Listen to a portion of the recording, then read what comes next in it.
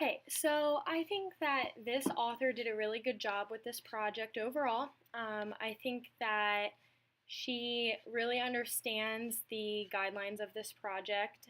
Um, in a lot of these pictures, the principle of design are definitely apparent.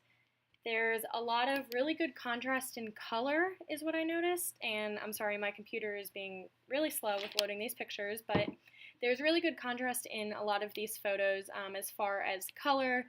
Like in this one, you have the red brick building squished between a tan building and a green tattoo parlor. This photo has obviously the red building with the blue and black sign on the front. I think that maybe this author could have tried to put a few things in black and white to really get a sense of the contrast in each of these photos.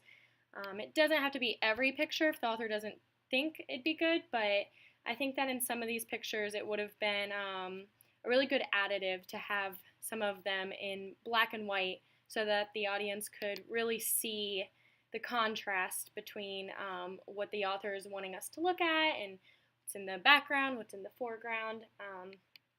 I also think that the author maybe could have tried to have a few more different perspectives on his or her photographs versus just walking and chest level typical photographs. I did notice that, where's the one in Cincinnati? There's one overlooking the city of Cincinnati, I believe, and it's this one, I believe. And it's a really interesting, not that one, it's a really interesting perspective because you kind of get the bird's eye view, and it'd be nice if we could have a few more of those photos, or maybe photos looking closer to the ground, looking up. But overall, the principles of design are definitely there. There is an evident story that the author is trying to tell us. I think especially with these beginning photos of this like quaint little town where there's not a lot of people. I feel like I can just walk into some of these photographs, which is really good.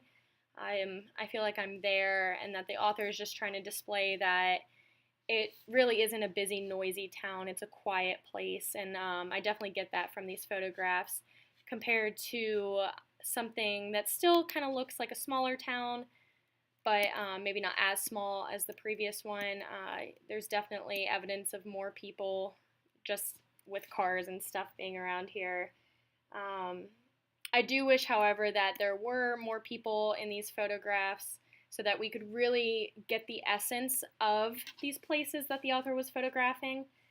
I think some of the weaker photographs in this series would be these ones that are just kind of in a neighborhood with it looks like a subdivision and some landscape scenes.